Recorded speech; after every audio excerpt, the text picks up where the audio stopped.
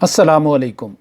ملکوں کی تباہی و بربادی کے لیے صرف بیرونی سازشیں کامیاب نہیں ہوتیں، بلکہ اصل بات تباہ ہونے والے ملک کے حکمران طبقے کی نااہلی ہوتی ہے، اور پاکستان ان بدقسمت ممالک میں ہے جس کے خلاف بیرونی سازشیں اور اندرونی نااہلی دونوں ایک سے بڑھ کر ایک ہیں۔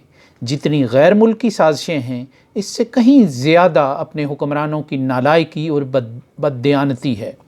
آج کل بلکہ کئی اشروں سے ملک کی معاشی بحالی، معاشی ترقی کے سنہرے خواب دیکھے اور دکھائے جا رہے تھے۔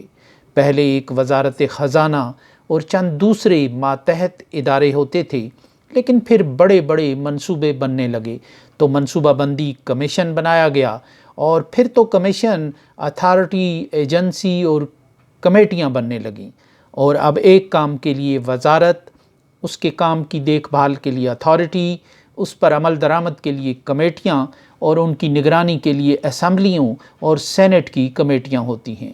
اقتصادی بحالی کے اداروں کے باوجود اقتصادی بحالی کی طرف کسی دور میں معقول پیش رفت نظر نہیں آتی۔ یہ حال صرف معیشت کا نہیں ہے۔ پہلے امن و امان کے لیے صرف پولیس کی ذمہ داری ہوتی تھی، پھر خفیہ اداروں کا قیام شروع ہوا تو اب یہ رکنے کا نام ہی نہیں لے رہا، اور خفیہ اور حفاظت پر مامور ادارے ہی حملوں کا نشانہ بن رہے ہیں، تو پھر عوام کو کیا تحفظ ملے گا؟ آج کل PDM-2 کے وزیر اعظم میاں شہباز شریف نے اپنے آپ کو اقتصادی مسائل کے حل کی جادوئی چھڑی کے طور پر متعارف کرایا ہوا ہے۔ کبھی آصف زرداری ان کی تعریف کرتے نظر آ رہے ہیں، اور کبھی میڈیا سے ان کی صلاحیتوں کا اعلان ہوتا ہے، اور اب تو بلومبرگ نے کہہ دیا ہے کہ میاں شہباز شریف IMF سے بہتر معاملہ کر سکتے ہیں۔ ان کے وزیر خزانہ کی ایسی تعریف کی گئی ہے کہ جیسے پہلے وہ سری لنکا، ویتنام، یونان وغیرہ کو معاشی بحرانوں سے نکال چکے ہیں۔ ان تعریفوں کے دوران عوام پر مزید بوجھ لادے جا رہے ہیں۔ پیٹرول تو مہنگا ہو ہی رہا ہے، بجلی کے جھٹکے معمول بن گئے ہیں۔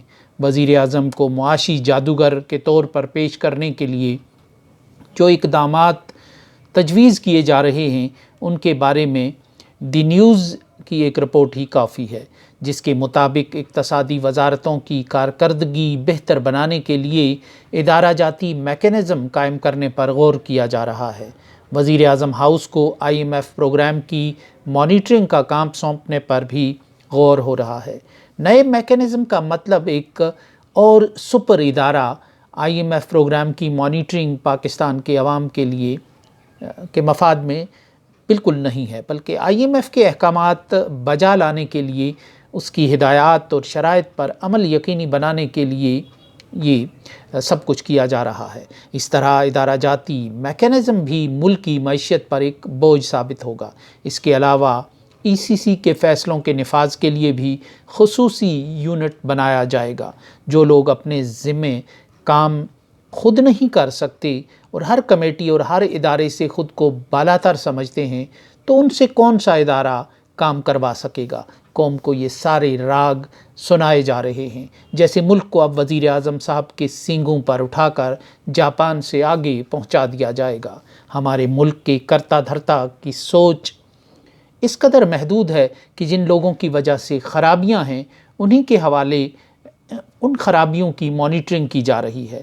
الفاظ خوبصورت استعمال کیے گئے ہیں کہ بین الاقوامی اکنامک ایکشن کمیٹی بنانے کی تجویز دی گئی ہے۔ وہ خصوصی مینڈیٹ کی حامل ہو اور سوچ بچار کی تجاویز کرتے ہوئے تجاویز پیش کر سکے اور اس کے فیصلوں کا نفاذ کر سکے۔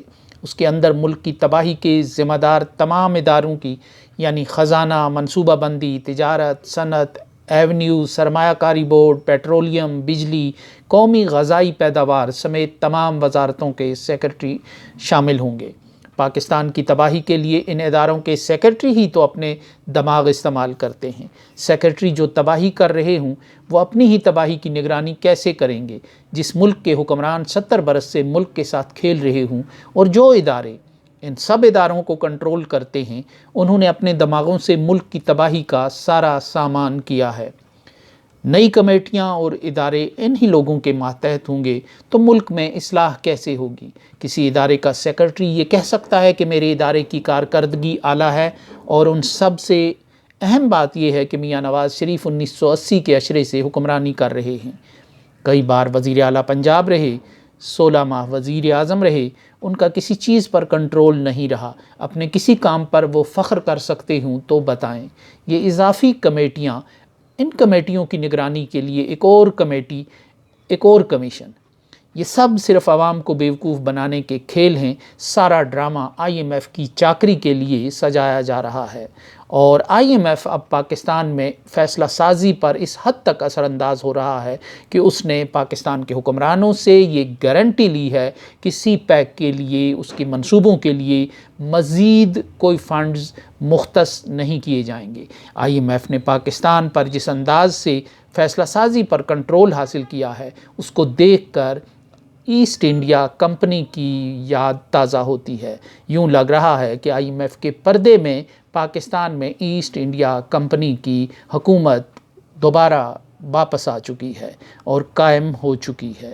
اس ساری صورتحال میں جو لوگ آئی ایم ایف کے دفاتر کے سامنے مظاہرے کر رہے ہیں، اگر وہ اقتدار میں ہوتے تو انہیں بھی اس حد تک مجبور کر دیا گیا ہوتا کہ وہ اسی طرح کی کمیٹیاں بنا رہے ہوتے، کیونکہ پاکستان کا جو بحران ہے وہ ان کمیٹیوں کا نہیں، وہ کمیشنوں کا نہیں، وہ اس طرح کے ایڈ ہاکزم اور اینٹی بائیوٹک کا نہیں، وہ ایک سرجری کا متقاضی ہے، اور اس گھر کو آگ لگ گئی ہے گھر کے چراغ سے ہی، المیہ یہ ہے، لیکن اس کا احساس ابھی تک کہیں پایا نہیں جاتا۔